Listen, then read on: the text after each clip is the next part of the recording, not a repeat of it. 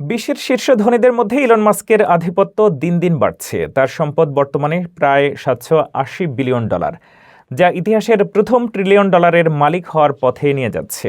মাস্কের ব্যবসায়িক সাম্রাজ্য তিনটি প্রধান স্তম্ভের উপরে দাঁড়িয়ে: টেসলা, স্পেসএক্স এবং কৃত্রিম বুদ্ধিমত্তা প্রতিষ্ঠান XAI। সম্প্রতি XAI হোল্ডিংসে নতুন বিনিয়োগের ফলে মাস্কের শেয়ারের মূল্য বেড়ে প্রায় $122 বিলিয়ন পৌঁছেছে।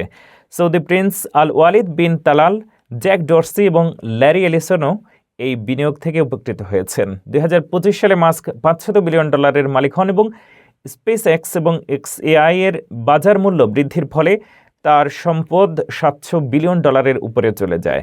বিশ্লেষকরা বলছেন, উদ্ভাবনী ক্ষমতা ও আগ্রাসী বিনিয়োগ কৌশল মাস্ককে অন্যান্য ধনীদের তুলনায় অনেক এগিয়ে রেখেছে। বিশ্বের দ্বিতীয় ধনী ল্যারি পেইজের সম্পদ মাত্র $270 বিলিয়ন। ফলে মাস্কের ব্যবধান ক্রমশ বাড়ছে।